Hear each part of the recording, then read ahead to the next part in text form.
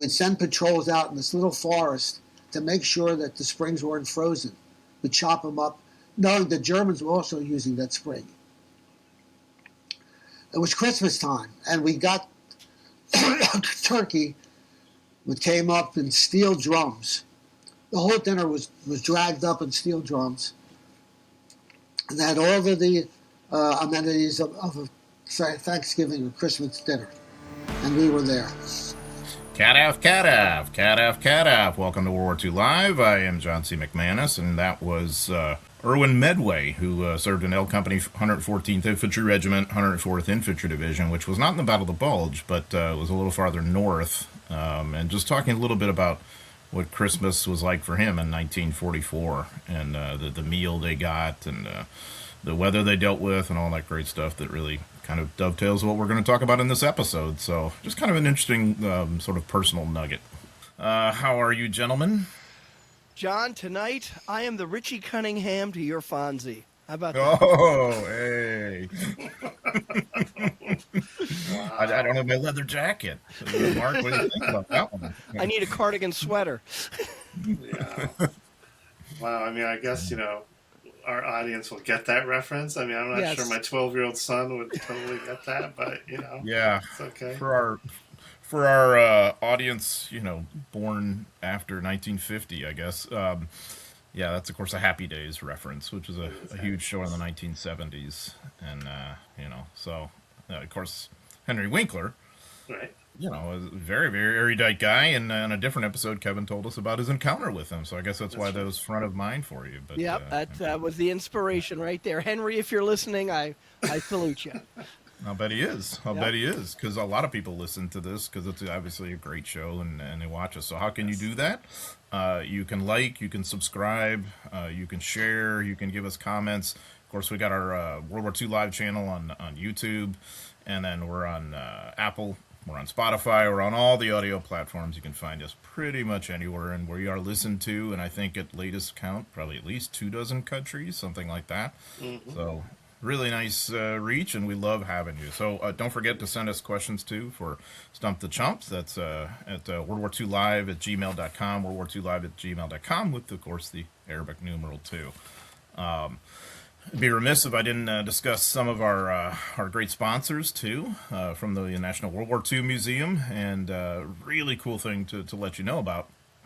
We're going to be doing a cruise for the 83rd anniversary of D-Day. So in May of 2027, I'm joining some friends of mine from the World War II Museum on a cruise from Bordeaux to Normandy in honor of the 83rd anniversary of D-Day. So this tour is called Courage on the Coast of France, and we'll be aboard the exclusively chartered Swan Hellenic Diana, a brand new ship.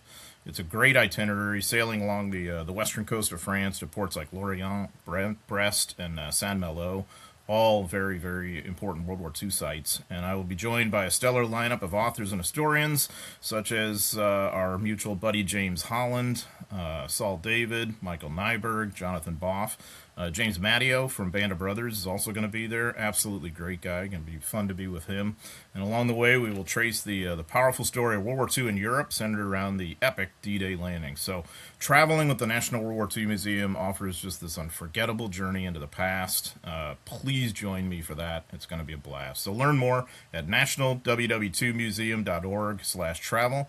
Again, that's nationalww2museum.org/travel, and the 2, just like our World War II Live, is the Arabic numeral. So, gentlemen, what we thought we would talk about in this episode is Christmas in World War II, and some kind of interesting Christmas stories we wanted to delve into. I think Kevin had one that was sort of front of mind that you wanted to share first, and of course we thought we'd release this in time for the season, and of course it could apply to any celebration of season. In this case, it just happens to be some Christmas-centered stories. What you got?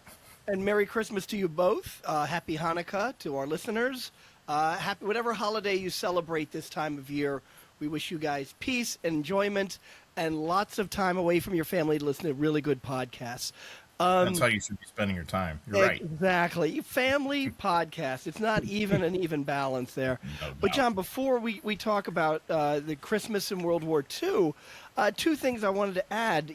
I was recently down in New Orleans for Thanksgiving, And, New Orleans is really known for music and food and everything. But really today, the World War II Museum is such an iconic part of New Orleans that, if you're ever down there, you got to plan a trip. It's not just educational, it's entertaining. And it's something you will never regret going to. So that's one. And then number two, when I hear you list the historians you have going on that tour, I realize I'm going to have to pay Mark to take out David Holland with a pipe or something so that I can replace him on the tour and then eventually have a movie made out of me. But that's a little plan Mark and I are working on right now. You mean Jim Holland or you mean Dave Holland? Jim Holland. Jim Holland's my buddy. I got to take him out. Because I don't want Dave Holland to be worried. We'll have Jim be worried that you're coming after him with he would never suspect me. Crowbar. Yeah, he would never suspect me because we're buddies, and he doesn't know who Mark is. So it's all a brilliant plan I've got going. It really is. It's almost as good as that plan from yesteryear, and I'm sure it'll work out just as well. So from taking out someone's knee with a pipe to Christmas, I think probably one of the saddest or most downtrodden Christmases in American history has got to be in 1941. I mean, 2 weeks earlier, our fleet had been struck at Pearl Harbor. It was a slap in the face, and Americans were killed on a large scale. And America finds itself at war, and John, I would say, unprepared for war. Oh, there's no question about it, and unprepared for this lightning blow. Yeah, if you think about it in this context, the Pearl Harbor attack and the onset of war happens in the smack dab middle of the holiday shopping season. I mean, they didn't call it Black Friday back then, the day after Thanksgiving, but of course the idea of commercial undertones to Christmas, especially, has been around for a long time in the American economy, and so you had several weeks of holiday ramp up and celebrations and shopping go on, and all of a sudden on this weekend, December 7th, here comes this horrible attack, and the world kind of changes. But also too, there's that initial kind of shock and anger, and some people flock into recruiting stations if you're a young guy. But most Americans are like, okay, well, what next? What do we do? And so in the meantime, they're kind of celebrating Christmas, but wondering, should we be doing that? They're celebrating Hanukkah and wondering, should we be doing that? It's just kind of a weird dynamic. And, either religion or any religion, that's a time when families get together, where businesses are going to let out. A lot of people take off between Christmas and New Year's, that's why you always say, happy holidays, because you're not going to see anyone until after New Year's. But imagine, you're a family on the West Coast getting together. Like, are we about to be invaded? Or like even on the East Coast, is this going to be our last Christmas together? Is this our last holiday together? You got young sons in the house, 18, 21. Are we ever going to sit down and have another Christmas again? So you've got all that weighing on the American families. Now, a little ray of hope is we get the White House takes in a visitor, and that is Winston Churchill. He has come across the Atlantic with his admirals and field marshals and generals, and they're going to powwow for about 2 weeks with Roosevelt and our chiefs of staff. And they're going to figure out over this Christmas holiday, how are we going to fight and win World War II? And it's pretty amazing, just a few weeks after Pearl Harbor, our main ally, the one that's really been holding his ground by his fingernails, has come to coordinate. And, there are some stories that, we were not prepared, that they had a plan for just about everything. And, George C. Marshall is going to feel a little overwhelmed, if not, bypassed in some ways. But some really good things come out of this. Number one, we're going to coordinate everything together. We're going to create something called the Combined Chiefs of Staff. So that's the top Brits and the top Americans are going to coordinate policy.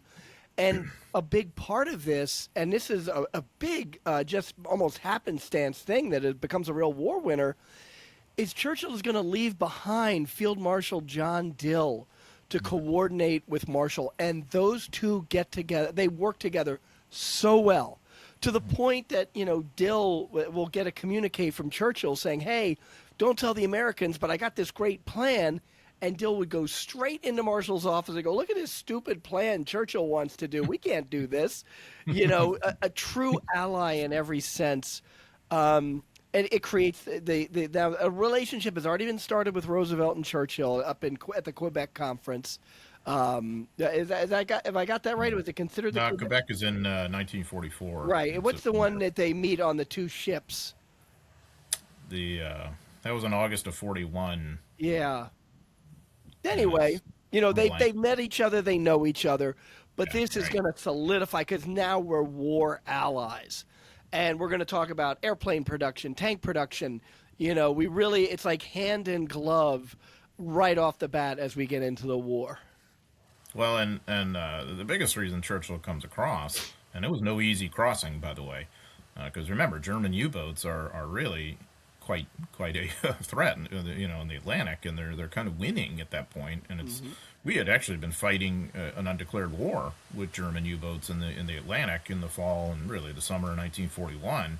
And obviously, in the aftermath of Pearl Harbor, then Germany declares war on us, and vice versa. But the main thing Churchill's after is coming here is to shore up the Europe First policy, because he's really concerned that in the aftermath of the Pearl Harbor attack, that the Roosevelt administration will kind of pivot away from what he felt it had agreed to 4 months earlier in August when they met, that we would prioritize Europe when and if we got into the war. But public opinion, that was another matter, and public opinion was thinking in terms of getting back against the Japanese. And remember too, we are about to have a very embattled garrison in the Philippines, and so there's a fair amount of public opinion momentum to say that's what we need to prioritize to help these guys, MacArthur's command, obviously, rather than deal with Lend-Lease to the Soviet Union and the build-up in Britain for an invasion of France, and all this kind of stuff. All of this is sort of in question at that point. And Churchill, that's his main agenda, and so he's kind of relieved when the Roosevelt folks tell him, yeah, we're still prioritizing Europe, but they also, too, have to massage public opinion, and that's a really tough deal. Yep. They give a joint speech, Churchill and Roosevelt, an impromptu thing where they speak to a crowd near the White House, right? And they light the Christmas tree and all the usual kind of stuff. Kevin, you mentioned something really interesting about families wondering when they're going to be able to get together again. And of course, we all know that on the West Coast, people were worried about an invasion or getting bombed and that kind of stuff. Yeah. We don't often think of the East Coast, but that was happening there, too, to some extent, because there was a lot of jitters over German U-boats and the possibility of German bombers. Now, we know that the Germans didn't have that capability. They don't know in the moment. And a little anecdotal example I'll give you.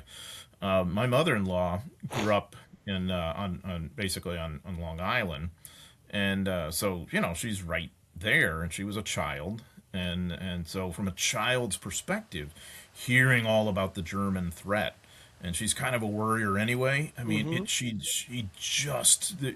has had an effect on her, I think, the rest of her life. This trauma of just constantly worrying that the Germans are going to attack, and going through drills. Because they did. They went through all sorts of drills, like bomber drills and this kind of thing. She developed a nervous tic. So it was quite interesting because I've spoken with her about this and she wrote about it. It's just one of those little sides of the war that we don't think about a lot of times in the big picture. But here's a kid growing up there. And you know what I mean? Like how that affects them the rest of their lives, and all they were just children in what was the most secure belligerent. Yeah. In all of World War II. Imagine being in the middle of it if you're a Soviet citizen or something. Yeah, and we're still doing blackout curtains. We're still doing. They're painting buildings black. I mean, nothing to the extent they're doing in Europe and the Pacific. Because I've talked to people that flew to Europe and then flew back to the United States for something like, oh my God, people are walking the streets like there's no big deal. But for people who hadn't gone overseas, yes, that it was a big deal. John, real quick, because I think what we ought to do is we'll wrap up 41 and talk about 44, sort of the last big Christmas. But what about in the Philippines in 41? Do you know any anecdotal things about that? I mean, obviously it didn't snow too hard. Yeah, they don't have to worry about snow and cold there. And at that point, you don't necessarily have the terrible logistical crunch that you're going to have now. You've had the disaster of most of the air assets destroyed, within 36 hours or so of the onset of the war. So there's a sense that something worse is coming, and the Japanese, of course, have invaded. I think by December 23rd, and so it's not a Merry Christmas, but they're not yet in the point of privation and hunger and this kind of thing. But really, by even Christmas Day and its aftermath, MacArthur has come to realize that he has to give up Manila, and he of course declares it an open city. And he's going to kind of pivot back to the original War Plan Orange, which means a retreat to Bataan. So most of the American and Filipino military personnel have really no opportunity to celebrate Christmas. We tend to forget there's a lot of civilians there, too, of transplanted Americans who live there, Europeans who live there. Folks, it's a very Christian country, people who celebrate Christmas.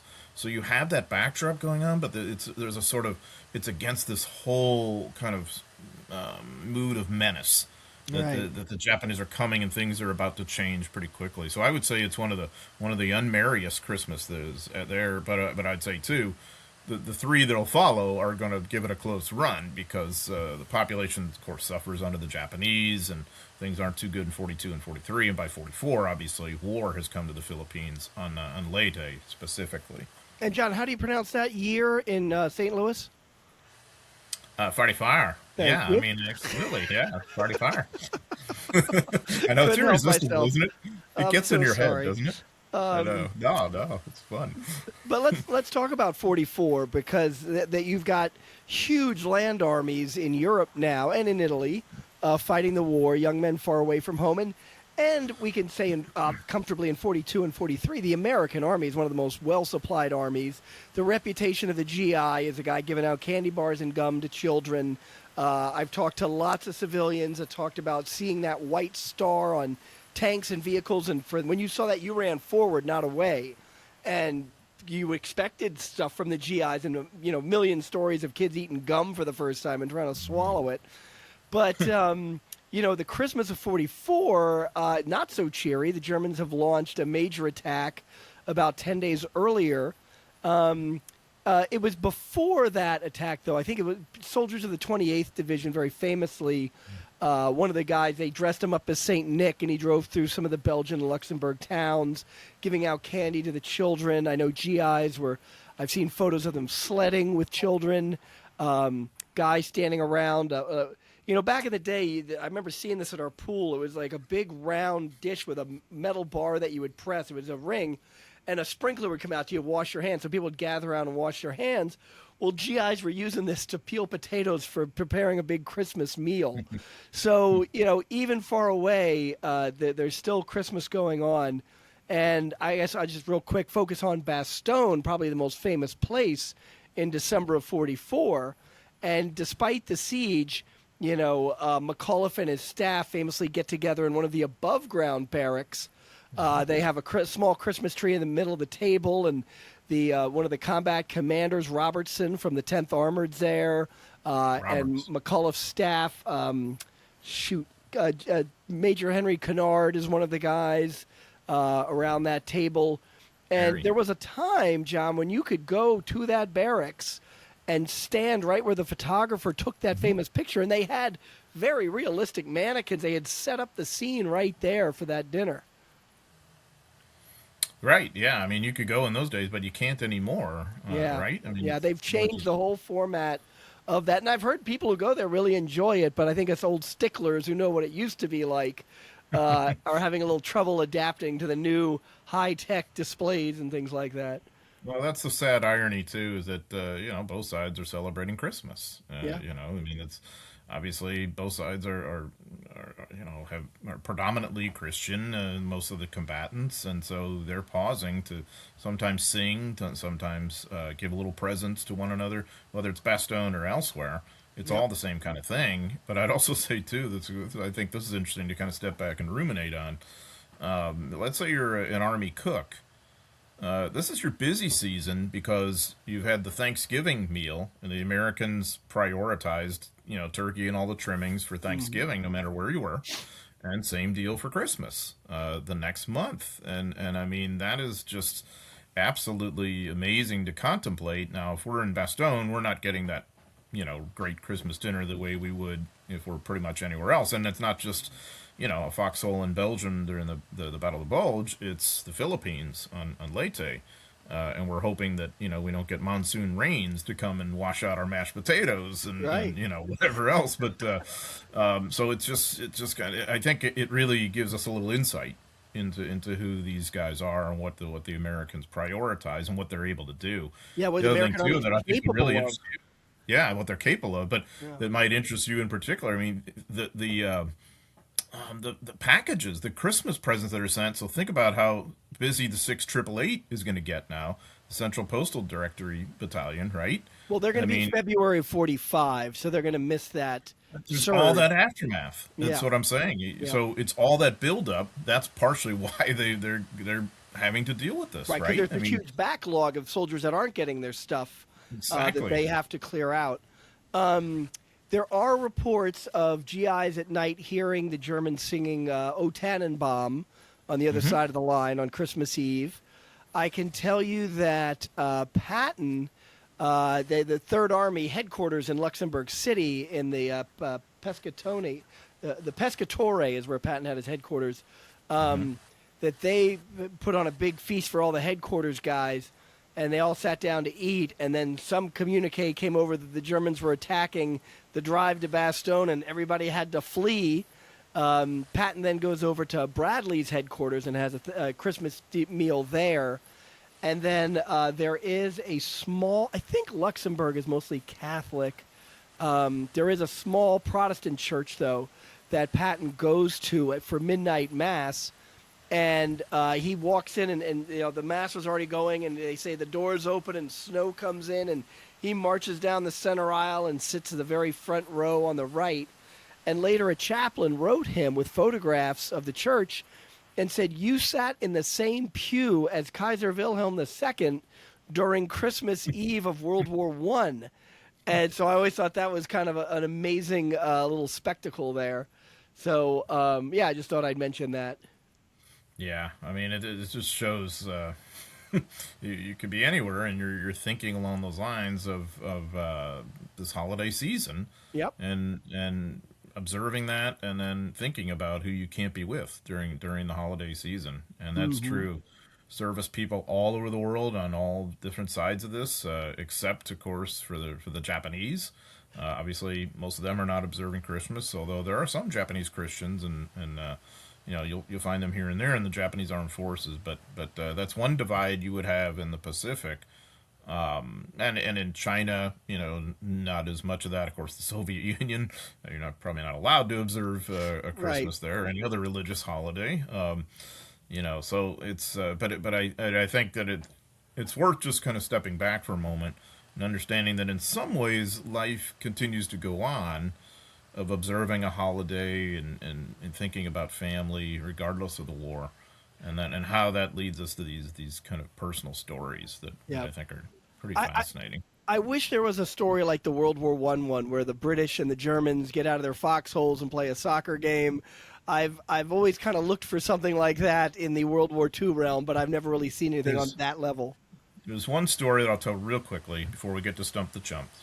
So this is, and maybe we could even do a whole episode on this, but this happens, it's often said in the Ardennes, but I think it's more the Hurtgen Forest. It involves the 8th Infantry Division, which technically does not get credit for the Battle of the Bulge, but, it's north of the Bulge and it's in the realm, okay? But, so there was a German family, there was a mother with her son, their name was the Vinkens, her name was Elizabeth, and her husband was like a commissary guy working for the German army. And so he wasn't with the family, and so Elizabeth took her son to this cabin, this remote cabin, and they were going to hunker down there for the winter. And, of course... This is outside of Manchu, right, John? Manchu, I think it is, in Germany? No, they weren't near Mancha. They were told not to go anywhere near that, the Americans were, because obviously, the Germans are pushing for Mancha. Right. Or the forest there and whatnot. But, anyway, so 3 Americans from the 8th Infantry Division come to the door, one of whom is wounded fairly badly. And they take them in, and then, of course, soon thereafter, I think it's 4 German soldiers show up. And so there's a very tense thing, and there is a truce, mainly enforced by Elizabeth, by the force of her personality. It's a whole story. And so the bottom line is that one of the German soldiers had some medical training and he helped care for the wounded American soldier. That helped diffuse some of the tension. But Elizabeth's insistence that they leave their weapons outside, eat a meal, enjoy their time together, and that they could then move on, separately, going their separate ways. That's what happens. Again, it's a much bigger story than what I'm saying. Yeah. But and John, I want to say yeah. I want to say the Germans even kind of showed them on a map where to go, the Americans the next morning where to go. So that is kind of a nice, and she shares her meal with them all. And one of the German who knows has had medical training, speaks some English. So exactly. That is one of the bright little spots there. Yeah. But it's hard to imagine such a beautiful, season and holiday, and yet, despite all that greatness, we're still a pair of chumps. We are a pair of chumps. I mean, in the end, it really comes down to that, and that's what we are. So here we go with Stump the Chumps. Mark has been lying in wait like a sniper in a ghillie suit. Did you notice he was strumming his fingers together like Mr. Burns on The Simpsons? It's almost diabolical, isn't it? Excellent. He's ready. He's ready to make us look stupid, and obviously it's not. Would I do that to you on Christmas time? Oh, no. Come on. That's your favorite part of the show. I see John has his Santa red suit on over there. I do. I've got my festive colors on here. All right. Well, actually, we have our Stump the Chump questions, and we actually have a kind of Thanksgiving Christmas related one. One of our viewers wrote in. It's Dennis from Indiana. Says, "Hi guys, hope you all had a great Thanksgiving. There are plenty of photographs from World War II of American soldiers eating Thanksgiving and Christmas dinner out in the field, right? We've all seen those. Was supplying holiday dinners to the troops as much a morale booster for the home front as it was for the soldiers?" Interesting. Because they're documenting it. All these photos are getting sent back to the States of John from Indiana eating a turkey dinner in a foxhole, right? Yeah. I was talking about this with someone today because they were asking me if there's audio of Patton actually speaking. In fact, it was Mark Warnock. I don't know if you know, or is it John Warnock? Shoot. Mr. Warnock. He just wrote a book on a tank battalion. Anyways, and he was asking me about recordings of Patton. I said, well, there's from the 1941 maneuvers, and unlike other armies, the American Army was really trying to promote to the civilian world, we are taking care of your sons. I'd say daughters, that's later. 41, it's really the sons. But that was a really important message that the Army, that I don't know that the British or the Soviets or even the Germans, played it up as much as the American Army. We were a democracy, and so it's like, no, your sons are being well cared for in this Army. So that message continues on to Thanksgiving and Christmas that, despite the enemy that they're fighting, the institution that they are a part of is taking care of them. Now, I've never read anything directly, any letters or anything of people at home saying, oh, I was so relieved to see that. But that's a big responsibility the Army takes very seriously, and that message makes it across the ocean. John, what are your thoughts? Yeah, I'd venture to say if the Kremlin sent out the message that we are taking care of your sons and daughters, it'd be a very different connotation as to what the Stalinist regime was doing. But I think Kevin, you put it well. I think that the message for the U.S. government had to be, we are taking good care of your sons and daughters, and so the Office of War Information, which takes a lot of those incredible images of the soldiers eating turkey and whatever.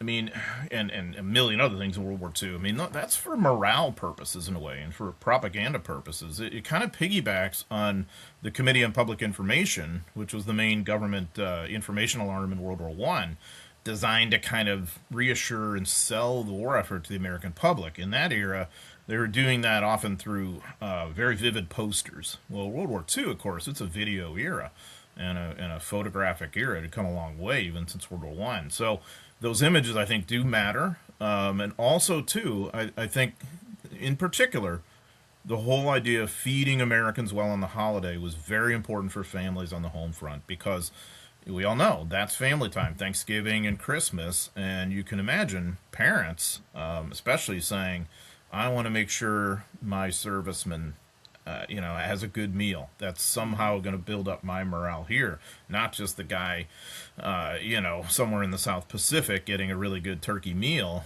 but also the family back home from whence they came. And so there's a lot of reporting out in the media too. The military authorities liked the idea of stories centered on that. And again, like we were just saying moments ago, I just think it's so indicative of what Americans prioritize to even make this happen. I'm not aware of any other country that really goes to these lengths. Maybe there are. Maybe I'm just ignorant. But I'd venture to say probably the Soviets didn't. You're lucky if you eat at all. I was thinking, John, with the Soviets, they would send out a message saying, because of the holiday season, if your husband turns around in combat, we'll only shoot him in the leg. Right. We'll be nice. Or no, we'll just shoot him quickly in the head, and it will be very painless. Don't worry, comrade. We won't pull out all of his teeth. Right. We'll leave some intact. Yeah. We'll send him to one of the nicer gulags. Yeah. We're being facetious a little bit, but the point is that the Americans prioritize what other belligerents would have thought of as a great luxury, and they have the wherewithal to do this, and it really does matter to the public back home. It's a really good question. Yeah, John, I'm just going to add real quick, and I almost regret this. I've asked a number of people who fought in Bastogne, what did you do for Christmas? And they all said have no recollection whatsoever, just another day, so. There's that's a message they didn't want to get back to the United States, but that was the survival that was going on inside Bastogne. And another example, probably even worse, is those in captivity on Christmas Day. This is it's a nicer day than the others, but it's still really stark, especially for those in Japanese captivity. Oof. And so they in some instances, some of the camps that are generally in Japan at that point, and Manchuria, Korea. They're scraping together what food they do have to create a kind of special celebration. Maybe a little bit of sugar that they've stored up, and that they're going to create a pie or something. I mean, you do have some of that, but it's so the day would have stood out to you. You see that in a lot of POW diaries, by the way. Mm-hmm. But still, I mean, it's pretty meager fare, and I'd say among the Americans who have it roughest, it's probably them. Have you guys read, and I don't get mad at me for asking, but have you guys read Anne Frank's diary?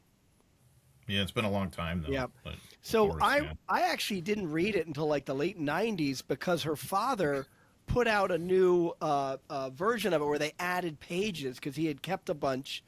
And so I really enjoyed reading the thorough diary. But a Jewish family, they still celebrated, I want to say they celebrated Christmas, although it probably would have been Hanukkah.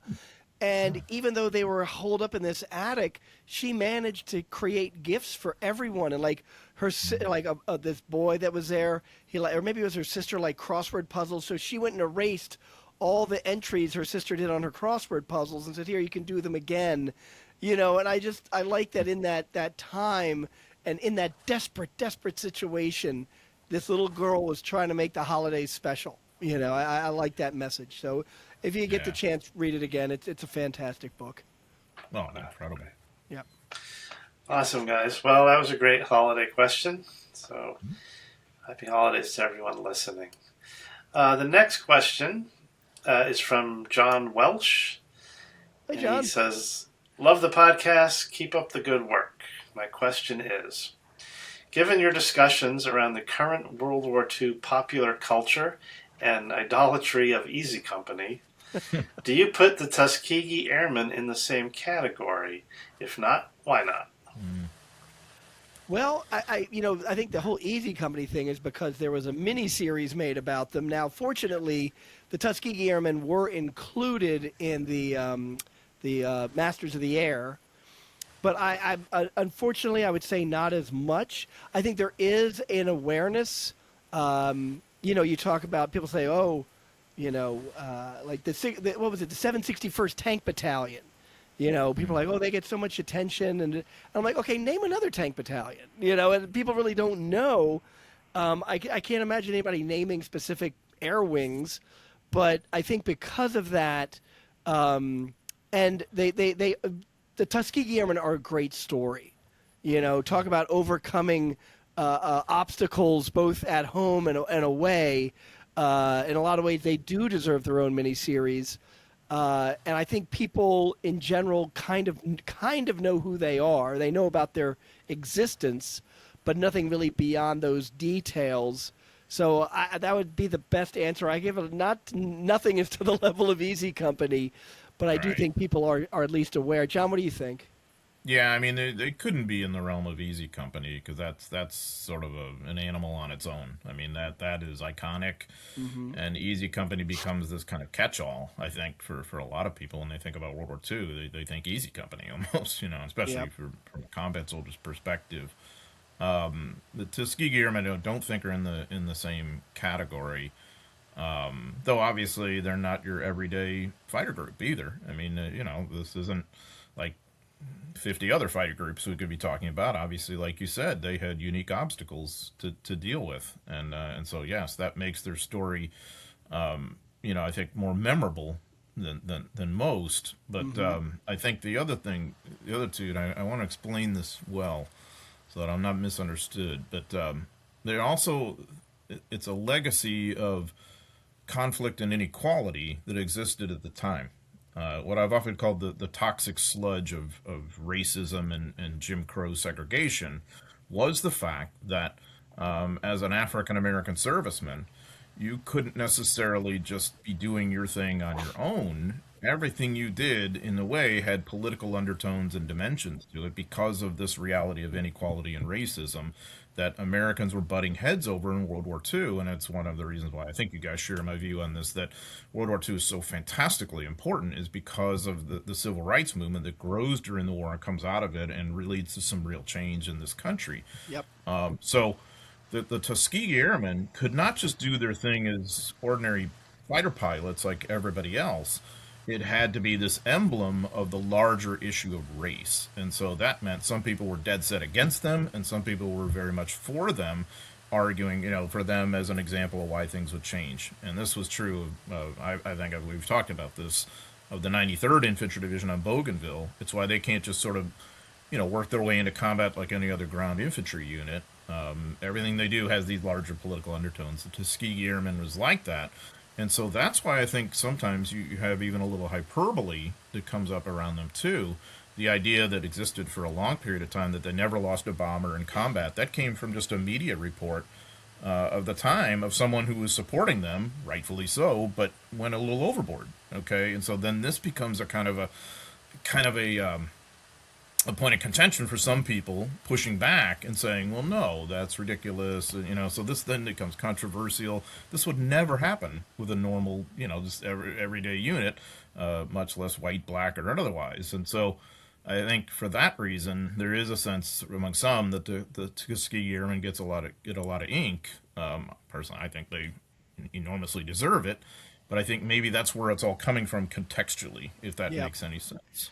You said something, John, when I interviewed you about volume 2 of your book, and it's one of those things where I was down in the weeds reading it, and it was about Saipan. I think it was about Saipan and the Marine commander not wanting the Army division to come onto the island, and you said he's the only commander that didn't want to be reinforced. Was that, or was That's that Robertus at Peleliu. That's Peleliu, yeah. General Robertus at Peleliu. Yeah. And to me, that the story of like the Tuskegee Airmen kind of parallels that. Like, here's this unit that's been training and training and training, and they have to fight to get into the fight. And so Exactly. it's like you've got Rupertus on Peleliu refusing reinforcements that he desperately needs, and then you've got American commanders in Italy or all over pushing back that they don't want this well-trained unit. And it's like, Yep. and to some outside observer, they're like, that doesn't make any sense, and you have to Because it understand the didn't. history of prejudice in our country to understand it, and it's embarrassing to have to explain it in a lot of It ways. is, and another great example of that, Kevin, happens in the Philippines in 44, 45. Because one of the things I think maybe we talked about when we talked about Island Infernos and did that episode was the 93rd Division's experiences Yeah. at Bougainville. and how basically they're backbench for the rest of the war. This is a pretty well-trained combat infantry unit that can be used in the Philippines when, guess what we're short of in the middle of the Luzon campaign? You guessed it, combat infantry, and yet nobody, even some very fair-minded white commanders like Douglas MacArthur and Robert Eichelberger and others, no one seems to think, oh, maybe we can lay hands on that unit and get them in here and use them in combat. So that's kind of where we are, unfortunately, at that point, that if you're an African-American serviceman wanting to kind of do your part in combat, there's like obstacles saying, no, you can't do it. And so I think that's why, for many who did serve in these units, like the 761st, like the 332nd, or Tuskegee Airmen as we call them, why it's so important for them to I mean, certainly they're proud of that, but also to tell that story, because there's obviously some really important lessons there. John, and then the flip side of the it's 93rd Infantry, right? 93rd Infantry Division. You look at the European side, and you've got the 90th Division, which is a complete disaster, and they keep it in the field. They just change out commanders, until they get one that can fight. And yet the 93rd, doesn't do spectacularly, and they're like, we have to side bench them. And it's just such a shame that mental block. It's awful, because the 93rd did way better in its initial combat than did the 90th, and that's the irony of the whole thing, and that's my point, that a black unit had to perform that much way better, and sort of the Tuskegee Airmen sort of had to as well, because there were people in Congress wanting to pull the plug on them. And so then that creates a tendency for them and their supporters to go too over the top, and so, oh, these guys are supermen or whatever. Well, no, that does them disservice. The whole point is people are people, right? And these well-trained is well-trained. Good pilots are good pilots. Good soldiers are good soldiers, regardless of race. But in that world where they're looking for any excuse to side bench him, you have to say these guys are supermen. I mean, and that's not just black units. That's black people in the United States. A lot of them have to perform flawlessly on a different level, and parents are telling their children that too. People are looking to trip you up. So I'll tell you what the problem is. We spent a lot of time on that question.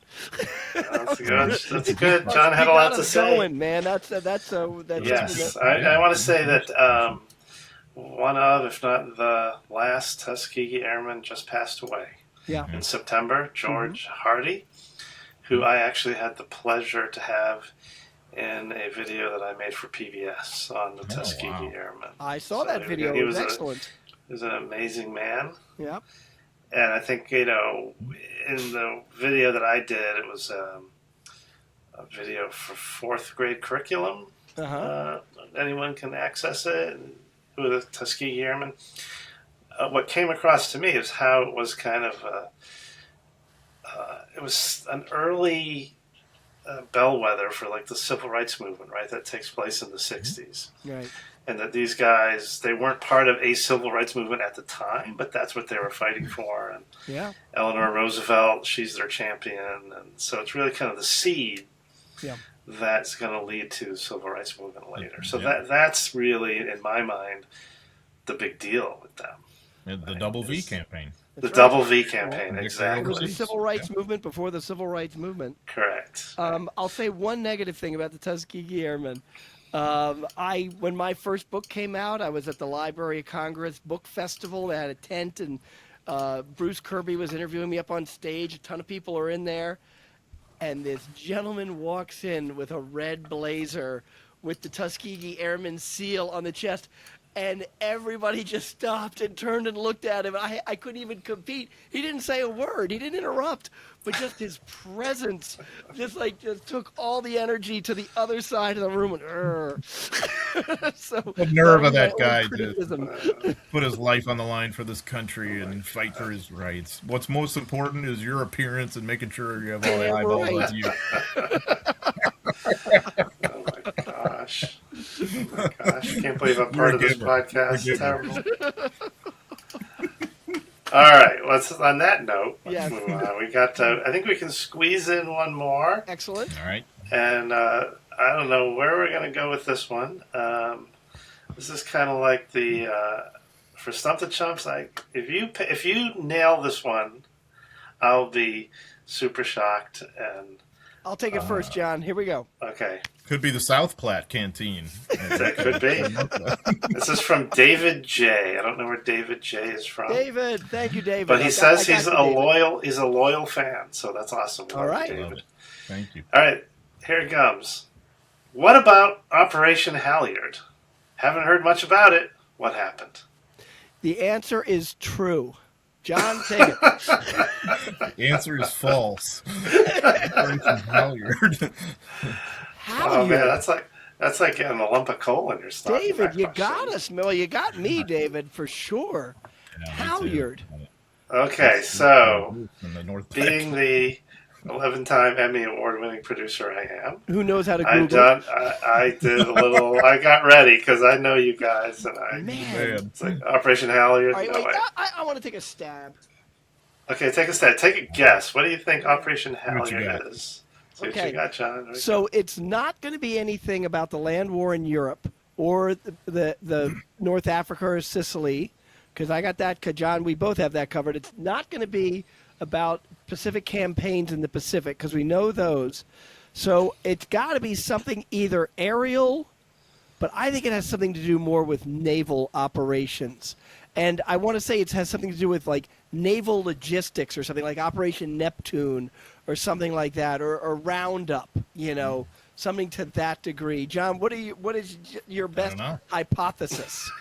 I mean, that's good Mark deductive knows reasoning. how way off the mark I am right now. Yeah, I mean, I have no idea, so I'm not going to say I know. All right.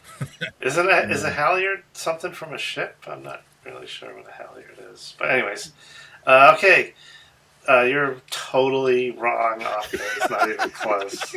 That's awesome. That's David great. goes down in the Hall of Fame. Have another glass of eggnog there, Kevin. You're gonna need it.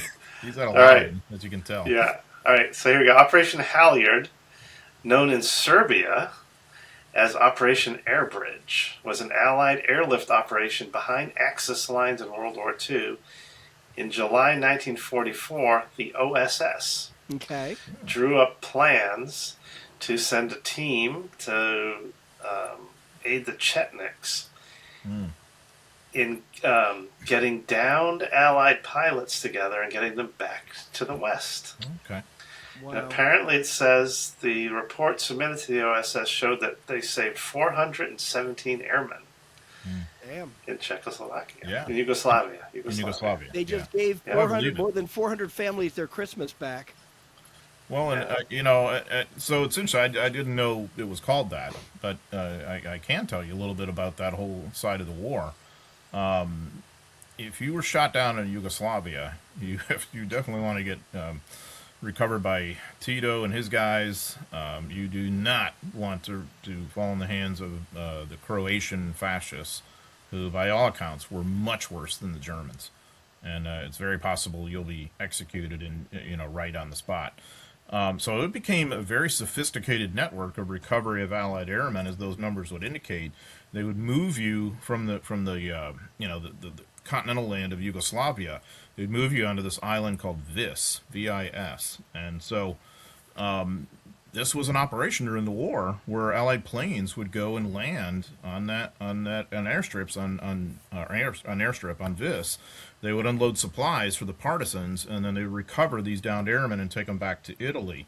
In most cases, then they would not be sent back to their units because obviously, if they got shot down again, they could give up information about these partisans and their recovery networks. But it was probably, by any measure, the most successful aviator recovery network probably of the whole war, because the issue you run into in Northern Europe, especially pre-D-Day, of course, is that the Germans are just kind of ubiquitous, and also their collaborators are ubiquitous, the police and whatnot in various countries. It's hard to get that guy back to England, especially pre-D-Day. The way you're going is over the Pyrenees and Spain and Portugal and home. In this case, it was a kind of a more continuous line, and of course, especially as we get later in the war, those partisans are really quite predominant in major portions of Yugoslavia. The Axis powers do not really control Yugoslavia per se, so there were some good chances, that you could get out. But I apologize, I didn't know that was the name of the operation. And John, this is 15th Air Force flying out of Foggia, Italy. Right. So I interviewed a pilot. Actually, he was a radio man on a B-17, and he was telling me about how they would get briefings from the OSS about the networks that existed in Yugoslavia and partially a bit of Italy, and that they would gather up, experiences of POWs, like this went right, this went wrong, da da da. And he said that right before like one of their flights, they were briefed and they said, "Hey, listen, the partisans gave the GIs, the airmen clothing, civilian clothing, and got them on a train, and they're taking the train out." And one of the airmen crossed his legs, put his ankle up on his knee, did like a wide cross, and he was wearing his boots, and it said U.S. on the bottom of the boot. And so they ordered everyone to chisel off the leather part that said U.S. in case they were shot down over Yugoslavia, so they wouldn't be identified by their footwear. So I had no idea about the operation that was questioned. I had no idea about this island of Viz. That's my contribution. And I would add, Force 10 from Navarone, was that in Yugoslavia? The Harrison Ford movie. So that gives you an idea of the Chetniks and the different factions that fight there. And I think the guy who played Jaws plays one of the Yugoslavians, and that's Harrison Ford in that movie. So, And speaking of the briefing, what you just mentioned, a crossing leg, that's a very American way to sit.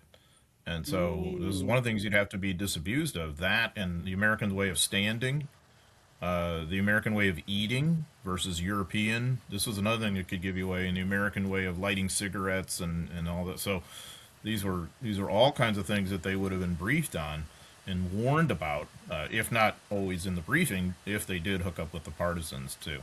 yep. Mark, what's David's last name? I don't know. It just says J. David J. Last initial J. David, I would ask you to write an article about that and send it to WW2 History Magazine, because that's a fascinating topic, and you definitely stumped us. So you deserve a big round of applause there for that. But yeah, you seem very knowledgeable. I would take advantage of that. And if I were you, I'd write a little something up, like 18 pages double spaced, and send it in. I think you have a future, my friend. Yeah. Awesome. Good. Well, good job, guys. That was an excellent stump the chumps. And Kevin, I give you points for making that shot in the dark. That was pretty entertaining, I have to I'm say. always going to give you my best, however bad my best is. Yeah. Deductive reasoning, So I just want to say happy holidays, Merry Christmas to all our listeners out there. I hope you have a great time with your family, and stick with us next year. We're going to have great things coming. Oh, are we going to do a whatcha? Yeah. Okay. Yeah, and So- let me add my sentiments to Mark's in kind, and also remind everybody, please subscribe on our World War II Live YouTube channel, all across the audio platforms. Like us, share, comment, give us questions for Stump the Chumps, be interactive. That's the fun of this whole thing. So yeah, Kevin, whatcha? Well, I'll tell you, I've been up to a bunch of stuff, but today, because I worked over the weekend, I got a day off. So just like any super cool, awesome person, I drove up to the National Archives and did a bunch of photo research that I thought was going to take 10 minutes. I was there from 9 a.m. to about 1 p.m. But I got I've submitted my manuscript with photographs, and I wasn't happy with everything. And some of the chapters, the way my books lay out, I don't have that middle section with photographs. The photographs are actually dispersed through the book. And I wasn't totally happy with what I had. I'm sure it was fine, but I've kind of built my reputation on a lot of photo research, because that's what I did for World War II magazine, WW2 History magazine, and then friends and paying authors that asked me to, get photos for their books. So I just really wanted it to be perfect, and found all the photos I was looking for. And one in particular that I think it's actually a pretty well-known photograph, but Patton Bradley, Eisenhower, I think Mantonetti joins them, one of Patton's corps commanders. They go down into a salt mine, Merker's salt mine, and this is where they find all the German gold and artwork. and stolen art from all foreign countries and things like that. And it's this huge underground salt mine. And there's a I think, very famous photograph of Eisenhower kind of flicking through paintings, and you can see Bradley and Patton and even Charles Codman, Patton's aide, in the background there. And I hadn't been able to find it before, so I actually used a photograph from Patton's photo albums, and it's Mantonetti holding up some gold bricks, but I just didn't feel that was the right photo. So 4 boxes into the Eisenhower collection on 208 PU, which is the Office of War Information that we were talking about. Thank God for them, because all of their photos are in the archives. I found that picture and scanned it, and I'm very happy. So that's my little whatcha for the day. What about you, John? Whatcha? Terrific. Mission accomplished. Yeah. Well, this isn't glamorous. This is finals week. So they gave final exams last night in my grunts class, and so when you give a final exam, you're hoping that your students have actually learned throughout the course of the semester, ideally, and I'll say in the majority of cases it's true. They're pretty sharp kids, and by and large they did well. But it's funny when you're grading them. Sometimes you have a couple of 3 bad ones in a row, and you're like, man.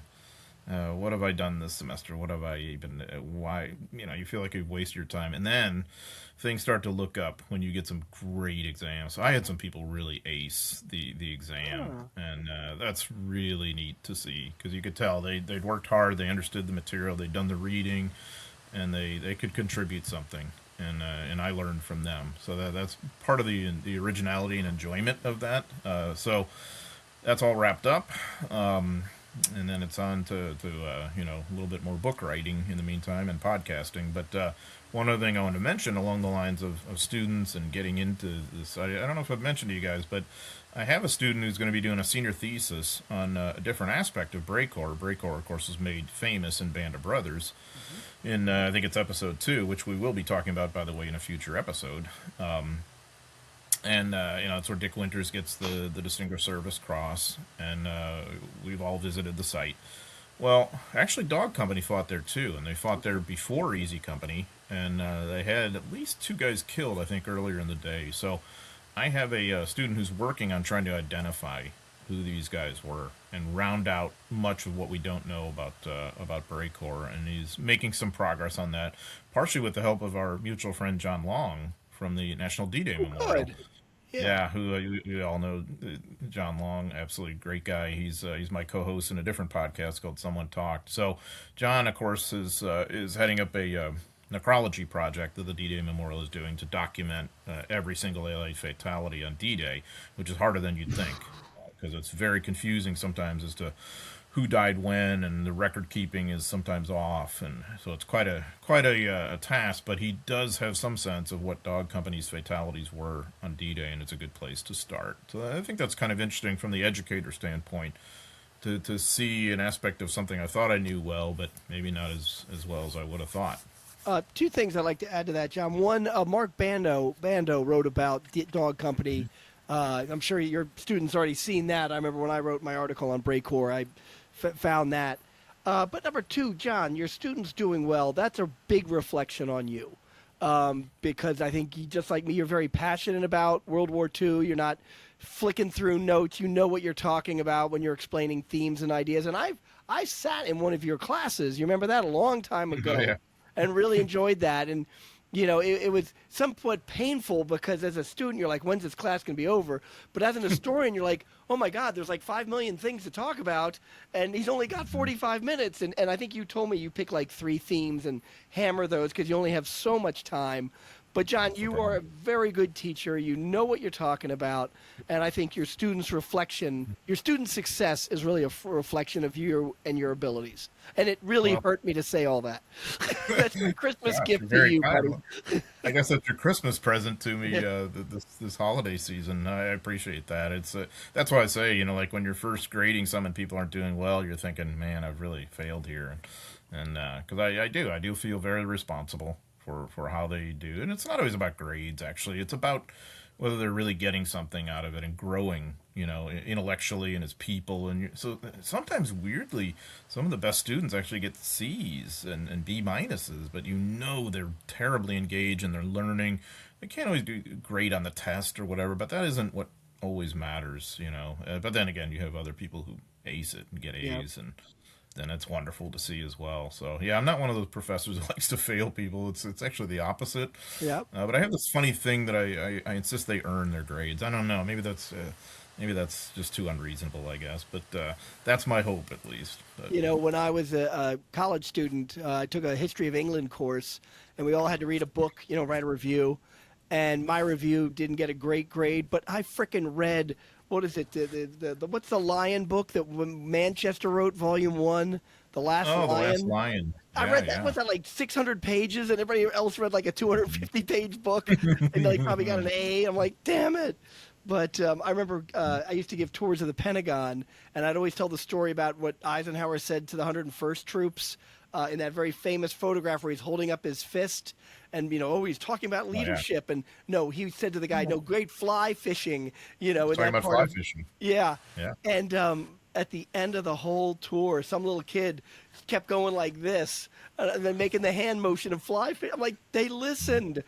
Yeah, they listened. They got something out of it, and it's neat. Yeah. You just see people. You see people grow, and that's kind of the rewarding aspect of it. So. Yep. So anyway, another semester in the books, and onward and upward as we go. So, and of course, another episode in the books, and I just want to give one more reminder to send us more questions for Stump the Chumps. You can see where this will lead tonight. You can definitely stump these chumps, especially with operational names. I mean, we're not always that good at that, are we, as we found out? So it's at worldwar2live@gmail.com, worldwar2live@gmail.com, and of course, that's with the Arabic numeral 2. Like, subscribe, download, listen, watch, comment, email, give us blowback, whatever it is, interact with us. So, gentlemen, this has been a great time. A happy holiday season to one and all. Happy holidays, buddy. And happy holidays, and Roger out.